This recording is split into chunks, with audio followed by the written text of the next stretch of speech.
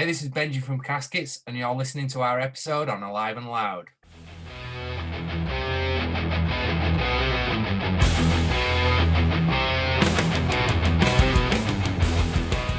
We got Benji Wilson from Caskets and Matt Flood here. Thank you guys so much for coming in. And we got these guys all the way from Leeds, I believe. Is that correct? Yes. It's a great pleasure to be here. Leeds in the UK. All right. So how is everything over there right now? You guys are actually our first European-based band that we've had on the show. Oh, really? Yeah, absolutely. Honored. It's a bit sticky, is what I say in the UK at the minute. Things are starting to open back up again now. The vaccines are on full rollout, and good deal. The roadmap is like next month we should be back to normal. So that means gigs happening. I know they're doing a load of like kind of like test gigs, and then like testing people afterwards, seeing what the numbers are looking like. But it's all looking positive. I saw a report earlier saying that they found 15 COVID cases out of 58 media or cultural musical events that have been going off over the past like month or something like that. And they've been really big attendances. So yeah, some of them have been really, really big. Hopefully, we get back to normality and start playing some rock shows again. That would be awesome, because I know I've been to one live show. It was at a small dive bar, and I say small, and it's like less than maybe 60 people. Yeah. So even that, like a local band, was still so surreal to see like live music again. And I was just like, oh my God, it's been so fucking long since we've seen this. And now it's like right back in front of me, and I've missed it so much. But I can't imagine how like a show caliber, like what's a good sized crowd would you say that you play for over there? It totally depends. Like, I think we've never actually done a full headline run. It's something we're gonna look at after the album comes out. But I mean, like 300 people. That's usually pretty roughly good size. The room sizes. Yeah, we've played a show since fucking October 2019. Oh, yeah. But that's probably killing you right now, isn't it? Yeah, just a little bit. Yeah, it's an eternity. Do you know what I mean? I can't imagine. I know, like the last concert that I took pictures at for Alive and Loud was last February in Nashville, Tennessee. Yeah, it was Alter Bridge. Oh, sick. And that, like, I was there, and we had heard whispers that the pandemic was a potential thing and everything, and you didn't really pay no mind to it, but the artists were already taking precautions just to be a little self-aware and make sure that if it did become an outbreak like it did, that they were like taking the meet and greets seriously, like no fist bumps or handshakes or kisses or hugs.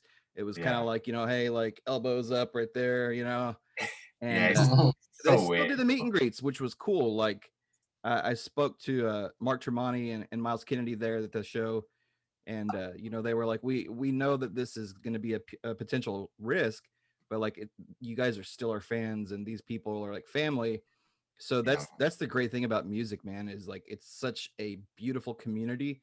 And to see an artist, still, they could have cut it off and just not had it, but they did it. So I was like, wow, maybe maybe there's hope at the end of the tunnel. Maybe they'll just kind of knock this thing out. And then, like, I think it was a week later that I was sitting here in Kentucky, and I was like, oh shit, this is like full blown, like global.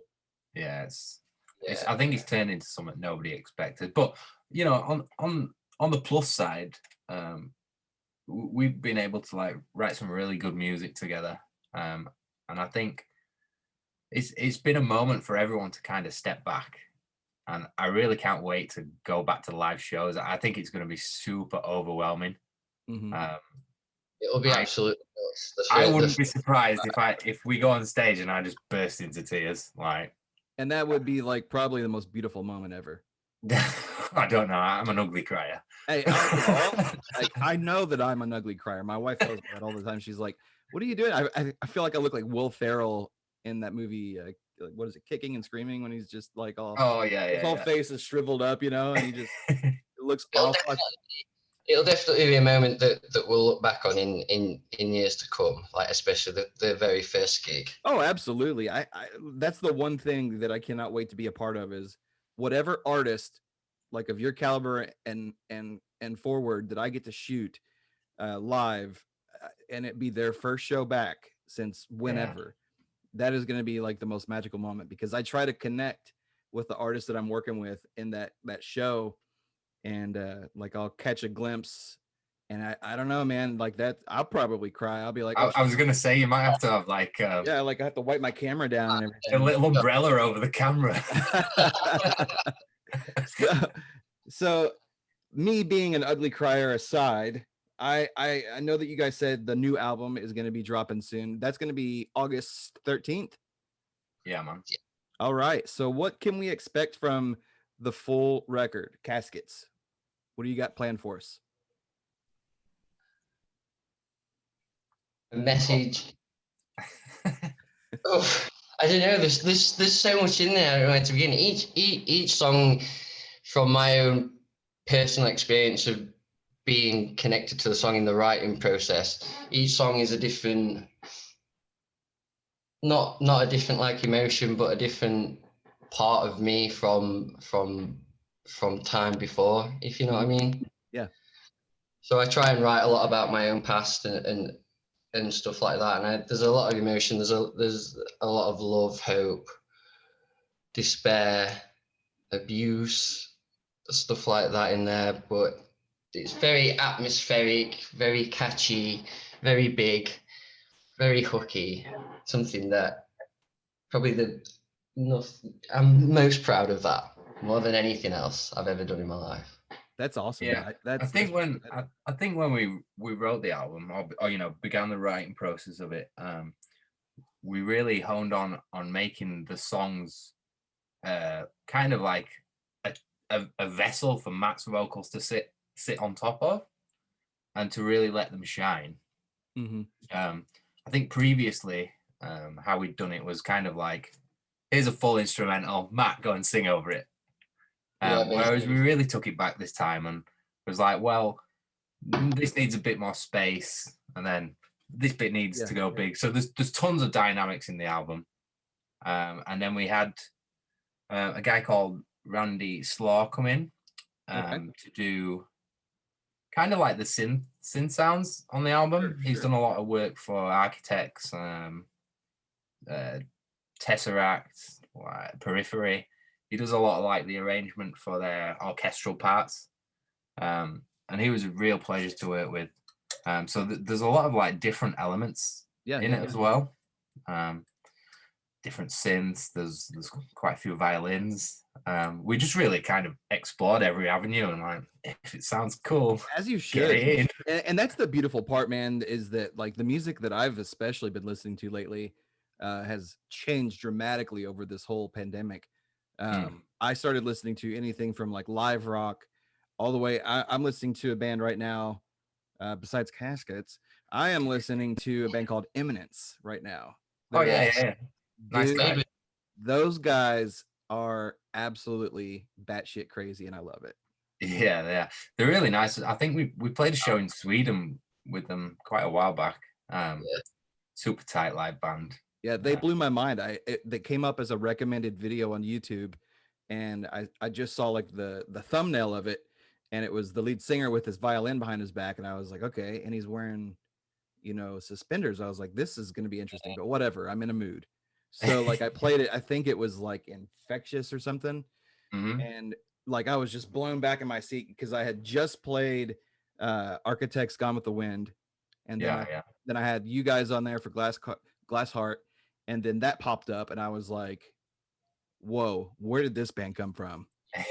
So like my style has changed dramatically. And then I find like I go back on this whole back catalog of music of theirs. And then I'm looking for other music that's like in the same vein as you guys. And then before you know it, my whole phone is just like, bro, settle down. Down the rabbit hole. Yeah. Oh man, it was bad. Like I looked at the clock and I was like, oh fuck, it's like 10 o'clock. I have to work in the morning, you know.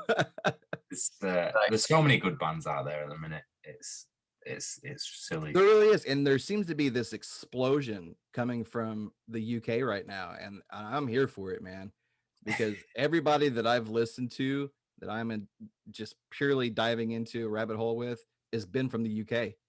Like I still have my my active rock of people over here, and then I've got bands like Caskets, and then I start doing a deep dive and learning about your all's history, and you guys have had quite the lead up to this launch of this album. So what is this? I've got your little press kit here, and I don't want to cite something wrong here. So you guys happen to have a theme, I noticed. So Lost Souls by Caskets looks like a little bit of a tarot card, right? Is that? Yeah, man. Yeah. Okay. So what is the message behind that? Like, I know everybody kind of has their themes. What are you guys putting out with that? Well, we kind of like was throwing around some ideas for maybe like different stuff that we could put out with the album. And we always thought it might be cool to like do a deck of cards. Right. So we started playing around with that idea, and then it was kind of like, well, we don't want to do like playing cards because we're not going to release a 52 track album. That was the first idea, though, wasn't it? To be fair, I bet Matt was like, "Oh man, my writing hand is going to be." What can we do with some like just a deck of cards? Yeah. Yeah, and then we just really thought that the tarot card was a good idea because like it was all about basically tarot is about reading, you know, not necessarily future, but you know, paths that you may take and stuff like that. And we really thought like the themes of it were really good. So we decided to kind of like base each song on a full theme. Yeah. And then just kind of have like a tarot card for each song. It's just a really cool idea that we kind of I definitely like that. And the design on it is really cool. And we'll make sure we put this we'll drop the picture in here soon. But looking at it, I just love it. Like, because you listen to your lyrics, and especially with Glass Heart, fall for the beating of my glass heart, and then you look at something like this image, and it's like, okay, yeah, I'm connecting the dots here. Like, I'm seeing what's going on. I'm liking it because it's just got its own vibe. Like you were saying, it's atmospheric in a way. Yeah. You know, you have that theme kind of just weaving through there. So I want to ask, you know, project to each song and each video, not just the song. We want everything we release to be like as one, if you know what I mean. Yeah. And that Glass Heart music video is actually really, really fucking good because I watch it over and over and over. And eventually my daughter, she's 7, she'll be like, "Are you watching that again?" And I'm like, "Yeah, I'm watching it again." And she'll be like in the other room, and I'll notice she's like slowly sinking into the living room. And I'll be seeing her over there like singing along with Matt. And I'm like, see, you like that shit, don't you? And she, okay, it's a good song. I know, it's why I'm listening to it.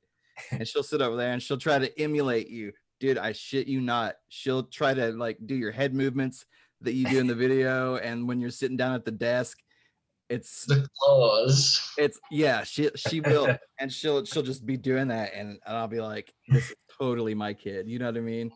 And then my wife's like, "Oh, I've lost her. She's a rock."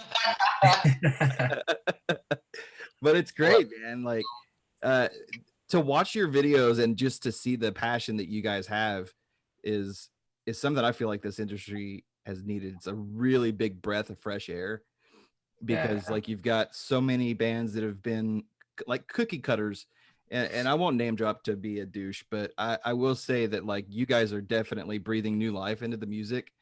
And I wanted to know, you've got Lost in Echoes, you've got Glass Heart. What are we going to expect from the next single? We're actually shooting the video for this in 2 days' time. Oh, really? Okay. Yeah. Next single, what can I say? Well, it's a bit heavy. I'm good with that. Well, I don't. It's in the middle. It's got some riffs. It's Yeah. definitely got some riffs. Okay. It's got some melodies. It's more kind of like, I want to say, back to our traditional style. Yeah. But again, it's got so many different elements that I can't like pigeonhole it into a genre. Mm-hmm. It's like our older style, but the sound is just wider, bigger. There's a lot more. There's a lot more. I'd say a lot more elements, but not elements like there was in like Lost in Echoes and stuff like that. Right. And like Benji said before, that one was kind of a new area for you guys, right? Yeah, definitely. Yeah. I personally was shitting it about releasing that as a single. And why's that? Because it was just so different, and I thought I'm all for like, you know, adding new elements and stuff like that, and you know, the song's a banger, I love it. But I was just wary of releasing something that was so different so early, if you know what I mean. So did it feel kind of like I'm just gonna throw in the kitchen sink and just see what happens? I still had belief in it, and yeah. But I was just probably a bit more anxious about this release than any other release we've done.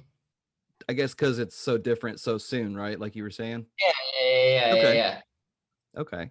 Yeah, and that's the thing is like you guys seem to have this like switch that you can flip, and I like that. That's definitely a lot of bands don't have that where they can go hard and then they can kind of slow it down a little bit and then go hard, because I imagine it probably is an energy like flex for you, especially when this is live, to go from like one extreme to the other.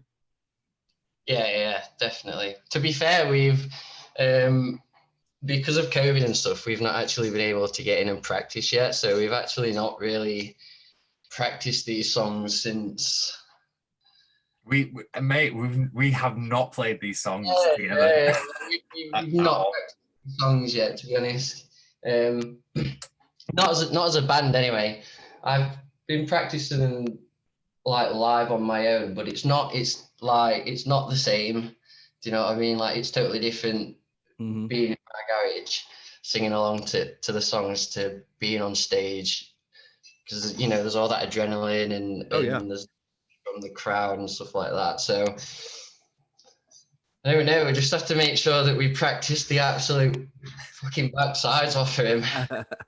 Well, I for one am ready to see a Caskets live show, and I kind of suspect that with the push you guys have been getting from Octane and Sirius XM, you know, they've shown you guys a lot of love, and deservingly so. You know, what would you think would be a United States tour? Like, how would that feel for you guys?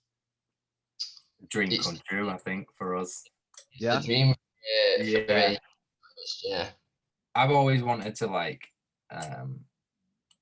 I've played in bands since I was probably like 14, 15 years old. Okay. You know, like high school, college bands, you know, playing pop punk covers. And then I always had that dream, but like it always seemed a bit far away from like being in like local bands. And then we started this one up, and then like the response we got from people digging the music was out this world. And like now that, you know, Octane have picked it up, and they've been a massive help for us. Definitely. And like most of our listener fan base is a huge amount is US, so we have to like pinch ourselves just to go, is this even real? Oh yeah, it's real, my friend. It's not sunk in, to be fair. Yeah, it still hasn't, and like the amount of US fans we have is unbelievable. I can't believe someone at the other side of the earth pretty much listens to our music. It's crazy. So a US tour would be mind blowing, to be honest. Where would you guys like to play your first US show? LA. LA? Yeah. Okay. The Roxy? Yeah. Viper Room? Roxy's, I think. Roxy? Yeah. I think as well, if we ever do manage to get over there, I think that's like for us, that would be the go-to first gig, because Yep. we'd obviously fly to LAX, and then that would make total sense. Yeah. What about you, Matt? I think I'd say same. LA. Yeah. We definitely have to get you in Nashville. I don't know. I don't think Benji has, but have you been to America, Benji? I've been to Florida. Well, What did you think? What's that? I've been Mickey Mouse is great. Yeah, I've never been to America, so It's hot. yeah, don't look at me, man. I'm pasty as fuck. Me too. And I'm from the States. I'm like pale as hell. Dude, I'm gonna suffer, but it'll be worth it. Because although as a person, like you always want to go on holiday to America, but I never thought I'd actually be going to America for the first time in a fucking band on a tour. Do you know what I mean? That's absolutely nuts. That would be great. So kind of to go along with that same question, like who would you guys like if you could put your own tour together? Who would you put on a Caskets tour? You could be headlining, you could be direct support, any way you want it. I'd love to support Architects, even though we probably wouldn't gel that well with them. I can't, as a kind of a bill, it would be a bit strange, I think, but I absolutely adore Architects. I think to see them night after night, I just stood side stage beaming, ear to ear grin. I think mine would be Beartooth. Beartooth? Beartooth. I absolutely fucking love Beartooth. Yeah, they're badass. Yeah, really good. Really good. I think going on road with them would be a lot of fun. Yeah, they put on a great show. Maybe Architects, Beartooth, and Caskets. That would work for me. And you'd be surprised, Benji. I think you would really be surprised because it seems like a lot of the things that I've seen with Sam, he's into like a lot of different music. Yeah. And it's weird, like because I have quite a heavy hand in the kind of instrumental side of stuff. Okay. And a lot of it's quite heavy, but I don't really primarily I don't listen to heavy music. I listen to country or synthwave and acoustic blues. That's like my go-to music. Nice. So I think that's a common theme with musicians that they don't necessarily just sit in their same or it might not even be their favorite style of music that they play. Yeah. That's actually really cool. I like that you're especially as open about it because that would be something that a lot of the United States puts together some of these tours sometimes, and you're like, oh well, that tour makes sense. And then every now and again you'll get a tour announcement that's like, okay, I did not see them playing together. Yeah. So I've seen everybody from Hyrule the Hero to Era. Just there's some really random stuff in there. But when you have bands like Linkin Park that kind of are such a diverse style, you could really fit any type of artist with that. And I think that would be, like an Architects, Caskets, and hell, even Era. That would be a really good tour. Yeah. Sick. I'd enjoy it. For sure. Yeah. So I remember a few years ago, I went to watch, there was a UK tour with Don Brocco, Issues, and who was the other band? It was someone really techie prog band. I was like, this makes no sense whatsoever, but I went to the show and it was absolutely great. Right. Yeah, it was someone like Era, kind of in that style. I'm gonna have to Google this now. It's bothering me now. Yeah, it really is. So what time is it over there, guys? It's just gone 10 p.m. 10 p.m. Okay, and it's 4 o'clock on the dot here. That is something I don't think I'll ever get used to is how drastic it is. Across the pond business. Yes. What's the weather like over there? Right now it's raining like cats and dogs. Oh. Yeah. Same. 73 degrees. over the last month, every day we've probably had every single type of different like weather you can have in every single day. Like rain for 2 hours, and it'll be sunny for 2 hours. Then it'll snow for 2 hours. Then it'll be thunder and light. Gosh. I bet Hours, you get sick. hasn't it? Like, it's been so weird over the last month. Did you find it, Benji? Oh, right. I went totally the other way. It was neck deep, Don Brocco and Issues. Oh, okay. That is a pretty out there. Yeah, that's definitely that's a strange tour, but I would have definitely went. I'd have bought a ticket. I would have been there. Now, my plan is I plan on coming overseas very soon. With the wife, of course. Can't leave her behind. I would love to come over and just like make sure that I plan this trip around seeing like some of the bands that I've started to listen to over the last year. Yeah. So what is the one venue that you guys want to play that you haven't played over in the UK? Brixton Academy for me. Yeah, Brixton. Okay. Why Brixton? I remember watching a Bullet video just after they'd released their first album, and like it had sold out, and they did like a live video from it. I think it was for it might have been Hand of Blood. I can't remember. But I remember watching the video as a kid.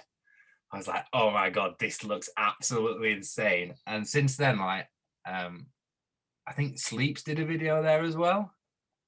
Every band that does a video there, it looks absolutely nuts, and the crowd goes absolutely mental. So yeah, I think it seems to be like the pinnacle of venues to play in England, especially for like,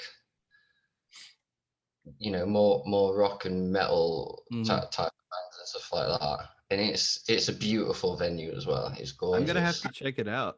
I've never heard of it, honestly. The one that I've heard of a lot is Royal Albert Hall. Well, yeah, that's a big place. That's next level, that place. Oh, don't think you guys are below that, because you guys actually have the sound to put on a show there. It would be. I really did love the Bring Me show that they did with the orchestra. I would absolutely adore one day to do. That'd be insane. That would be crazy. Kind of a Metallica S&M Bring Me orchestra one. I'd love and to see do that's something that you can't get out of a lot of other genres, is like that blend of like metal and orchestra. It's a beautiful it gels so well. Orchestra sounds good on anything. It really does. But with metal specifically, and like your sound, it just, I don't know. I'm seeing it in my head right now. I'm seeing you guys playing that stage, and like the guy that is the orchestra, the conductor, I guess, is that what conductor? Yeah. Okay, I don't want to say the wrong right. This guy's watching. Like, what an idiot, you know. But he is such a metalhead. I love it. I saw the Bring Me one, and I saw the Alter Bridge, which was absolutely insane. And you just see the passion between the fans and the band, and it's like it's whole mood. You know what I mean? Like I would love to be able to like work a show doing pictures there, but I also, as a fan, I would kill to be front row for anybody that's playing there. I don't even care if it's like a local band that's like right down the road from you. I would go to that show. I think the orchestra adds so much like raw emotion, especially definitely. If you listen to like any like film soundtracks or anything like that, it's such a vibe. Like, I've never been to a live orchestra, but they say I know people that have, and they say like it's like you get a feeling like you don't get doing anything else. You know what I mean? Listening to a live orchestra like in person. Yeah. To experience that. It is true. I saw the Harry Potter orchestra actually in Nashville a couple years ago, and they played like the music from the first two movies. Okay, yeah. Holy shit. I went to watch, they did this thing in Leeds where it was like an outdoor cinema, and they had a live orchestra, and then we went to watch Jurassic Park, and they had like the orchestra playing along to while the film was on. It was great. I bet you left that one just like out of breath, didn't you? Yeah. Na, na, na, na, na. Oh, dude. That's one of the best soundtracks to any movie. I don't care. Yeah. That'd be crazy. So I noticed, Benji, you've got a lot of tattoos. So Who? who is the most tatted up person in the band? Craig. Fuck. Greg? Craig. Yeah, it's Craig. Yeah, but he's also a tattooist, so it's kind of cheating. Okay. Yeah, Craig. He's pretty much covered now. Yeah. He also does a lot of our like artwork and stuff. So he drew a lot of the tarot cards that we were talking about earlier. And then Chris kind of like put them onto the digital side. So like we try where we can keep a lot of the stuff in house with the band. So That's great, and it's really helpful to have like all that instead of having to like commission people outside and have to pay out of pocket. Oh yeah, for sure. Because that's one of those things, man, that like if you can, good, but if not, then like it's like, oh, we gotta go find this guy, and hard telling how much money he's gonna want. So well, it's kind of like every month we've got like a little board set up. Everyone's got monthly tasks on there. That's great. We just kind of like we want to work hard at it, so there's nothing. You don't get anywhere by putting nothing in. So like we always try and do our utmost to like put everything we can into the band and use the talents. Like day to day, I'm a photographer. I also do a bit of graphic design. Cool. So I like kind of chip in with that stuff. Chris is the same. Craig does designs. James prints our merch, our drummer. Yeah. So it's kind of like it's all super like tight and efficient. That's awesome. Matt, do you have any tattoos? Yeah, I've got this here. Craig actually this. That's awesome. I'm actually scheduled to go get that one done by him soon as well. Well, one there. See, I've got the literal itch right now. I just got one done not long ago, so it's still healing up, and I'm ready to like also bring it all the way around. But it's this one right here. It's a heart. Yeah, man. Tree, nice. Like a family tree. Oh, sick. But I'm wanting to kind of like bring it around, you know, kind of create the full sleeve. Then you got this one up here. Right. It's a clock. It's got the time that my oldest daughter was born on it. Oh, that's well cool. Yeah, I love that. Little savvy on that one. But Matt's missed out one tattoo. Oh fuck yeah! What is So what is that one? It's a middle finger on his middle finger. That is awesome. Yeah. Oh man. Freaking times. Always makes me laugh, that one. So I want to ask you guys just one more question before we wrap up. What is this whole thing been like with you guys, you know, essentially dealing with COVID and, you know, having to probably do a lot of things separately to put this all together before this big release in August? Were there any struggles? Were there times where, you know, that was really hard, or did it come pretty easy to you guys? I think. Go on, Matt, you take this one. Well, take half of this one. I think parts of it have been a fucking nightmare, mate. To be honest, like especially getting everything ready to do an album launch, and then having to deal with like the name change on top of that and stuff, and then having to keep quiet about all that while losing like our platforms and stuff like that, which like added loads more stress and stuff. Like I see things on the negative a lot, so it's been a fucking nightmare. We're human. I get it.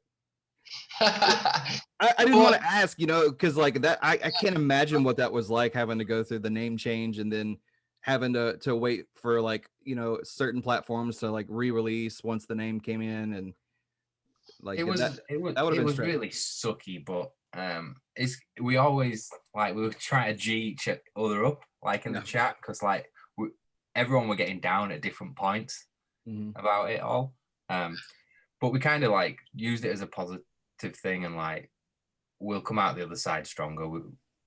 A name's just a name, like and the amount of times we've said to each other like, that's like, you can look at massive bands and go, if they weren't big, that would be such a shit band name. Yeah. Those band names are shit when you sit, you know, you take a step back and just look at like Bring Me the Horizon. If they weren't massive, it wouldn't mean a thing. Do you know what I mean? Yeah, do you know what I mean? So like we knew we'd come out the other side of it. Oh, for sure. In terms of like the rest of it, like for me, the writing process was like really good. Mm-hmm. We're not the kind of like band that gets in a room together and jams. And I don't think we ever have been. It's been like, you know, someone will come up with one idea, send it over, then someone will take it. Oh, I think it should do this. And it's always been like that. So adapting to like not being able to see each other was like, it was kind of normal for us. Yeah. And then we started, we had originally booked to do the album in Germany, but obviously with travel restriction, we couldn't go. Mm-hmm. So then we got introduced to Dan Weller, who's a UK-based producer. He's done like Shikari, Bury Tomorrow, Dream State, loads of brilliant bands. And that was like a real blessing for us. He brought a lot to the table, and like we started doing Zoom pre-production calls on a weekly basis. Shout out to Zoom, man. Where would we be without it? Oh God, yeah, it's a lifesaver. I hadn't even heard about it until March last year. I hadn't either. So I think from my perspective, the music's loads better. It's than it ever could have been. So I'm really thankful that for some of the time that we've had, but now it's time to draw a line under it and you know. Oh yeah. Let's end COVID now and get on. Exactly. Vaccines are rolling out hot. Live show announcements every day. Oh, yeah, I literally, I woke up this morning and I was like, that's like the third like tour announcement I've seen in the past week. Yeah, they've just announced that August Burns Red Tour 10th anniversary. That looks sick. The Leveler tour, yeah. Yeah. That, I think there's like 3 shows that are gonna be close to me. I gotta go. It's like an itch. I got that itchy camera trigger finger. You know what I mean? I haven't taken pictures of a live band in so fucking long. So if you had to leave this interview with one thing, I would love to ask, what if you have anything to say to your fans, UK, you know, Germany, the US, what would you want to tell your fans right now? We appreciate you. And thank you. Like no, obviously without them, you know, we can't do what we do, and we do everything we do for them.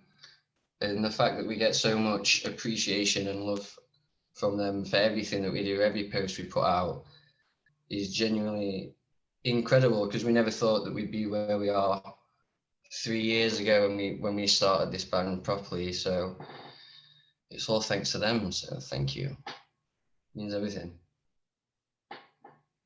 That's awesome, man. Well, I can't thank you enough for hopping on here. I know it's late there. It looks like it's completely pitch black where Benji's at. And I know this is just my vibey room. Oh, your vibey room. See, I've got the RGB lights, but they're like underneath of the desk down here. They're like, yeah. I got to work on this whole setup.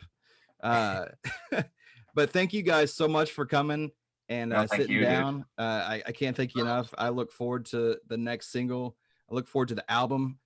Caskets is dropping their new album, Lost Souls, August 13th. Be sure to buy that album. Don't be a bitch and don't get it illegally. Pay these people. Pay these people. Pre-order. They've got merch. They've got, you know, all sorts of stuff. Go to their website. Go to their social media accounts. Hit them up. Send them a message. Let them know how much you appreciate them, because without live music, this whole world means nothing. I'm right. So it's been really great chatting to you, Brandon. So thank you. Thank you guys so very much for coming, guys. Take care, okay? Love.